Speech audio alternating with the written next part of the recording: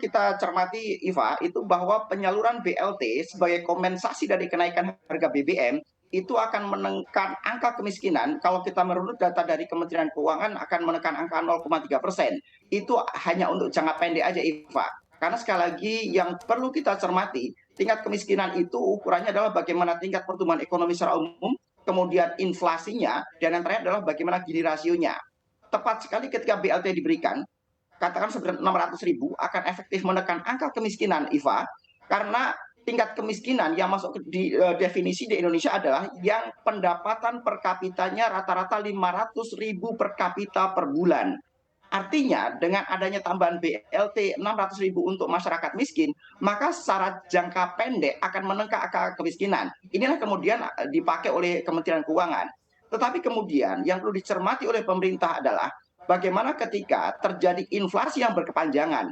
Gimana ketika kemudian inflasi bahkan di atas 4-5%, maka ini tentunya akan menjadi tantangan tersendiri. Karena jangka pendek kemiskinan betul akan turun dengan adanya BLT, Iva, tapi untuk jangka panjang justru angka kemiskinan akan kembali naik. Bahkan kalau kita lihat data terakhir, kemiskinan itu sudah di angka 9,5%. Tapi dengan adanya potensi inflasi secara agregat di atas 5%, maka potensi angka kemiskinan justru akan kembali menjadi double digit di tahun depan. Ini yang perlu diperhatikan oleh pemerintah, Iva. Oke, baik. Tapi kalau kita lihat secara rinciannya begitu ya untuk angka-angka penerima bantuan langsung tunai ini sendiri disebutkan juga untuk Rp600.000 selama 4 bulan ini akan diberikan kepada 20,65 juta KPM. Kemudian juga ada BLT sebesar Rp600.000 untuk para pekerja dengan gaji di bawah 3,5 juta rupiah ini akan diberikan untuk 6 juta pekerja, dan juga untuk transportasi umum seperti ojek online ini juga akan diberikan senilai 2,17 triliun rupiah. Anda sendiri melihatnya untuk sasaran dari para penerima bantuan ini sendiri seperti apa, Pak? Kalau kita lihat secara objektif, maka sasarannya itu sudah cukup tepat. Karena itu akan tepat sasaran karena sekali lagi itu adalah yang menjadi kantong-kantong kemiskinan, itulah menjadi potensi untuk bagaimana kemiskinan akan naik, Iva. Tapi kemudian yang perlu diperhatikan pemerintah adalah pasca 4 bulan itu akan menjadi potensi masalah. Kenapa? Oke. Karena inflasinya akan terus berkepanjangan. BLT sudah selesai tapi inflasi berkepanjangan. Jadi sekali lagi pemerintah seharusnya menambahkan pos bagaimana insentif-insentif dan regulasi yang diberikan oleh pemerintah serta BLT yang diturunkan itu justru harusnya bisa memberikan nilai produktif.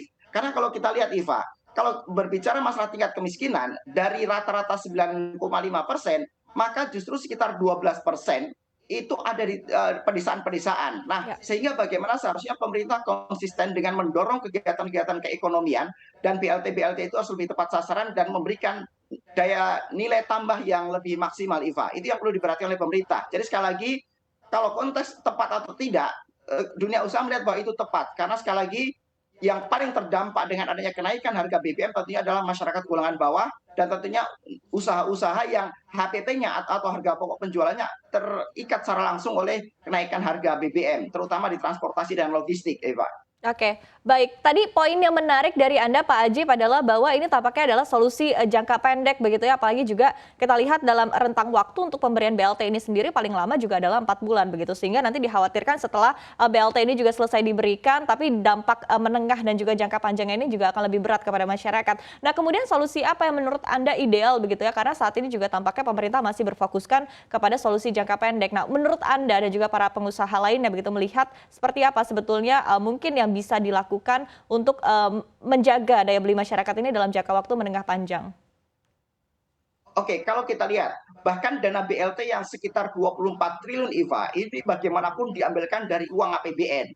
Dan kalau kita lihat di tahun 2023 nanti, total belanja pemerintah itu hanya sekitar 3.000 triliun struktur APBN-nya.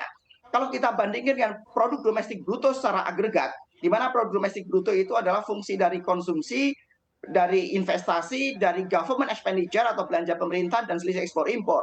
Dan kalau kita lihat dengan PDB kita di tahun 2021 kemarin itu sebesar 16.534 triliun, Iva, maka sebenarnya angka government expenditure atau belanja pemerintah itu tidak signifikan. Nah, ini kaitannya dengan sebenarnya bagaimana pemerintah seharusnya bisa lebih menggunakan insentif keuangannya, bisa menggunakan government expenditure-nya untuk memberikan daya ungkit yang lebih maksimal terhadap pertumbuhan ekonomi, harus memberikan daya ungkit yang lebih maksimal terhadap proses kegiatan di masyarakat. Karena berbicara pertumbuhan ekonomi dan mengurai kemiskinan, Iva, kita tidak hanya bisa mengandalkan dari belanja pemerintah, kita Oke. tidak hanya bisa mengandalkan dari engine government expenditure. Apalagi kalau kita kritisi secara dalam, Iva, bahwa sebenarnya anggaran 24 triliun itu diambilkan dari dana pemulihan ekonomi nasional. Sebenarnya ini diambilkan dari dana penanganan COVID yang Hmm. mengacu pada Undang-Undang Nomor 2 Tahun 2020. Artinya ini sekali lagi hanya bersifat jangka pendek. Kalau pemerintah ingin berbicara jangka panjang, pemerintah harus mendorong government expenditure-nya untuk kegiatan-kegiatan produktif di masyarakat. Harus mendorong government expenditure untuk meningkatkan transformasi ekonominya. Dan bagaimana tingkat pengurangan kemiskinan itu lebih masif ada di daerah-daerah. Karena angka statistik menunjukkan bahwa tingkat kemiskinan itu lebih tinggi ada di daerah-daerah. Demikian, Iva. Oke.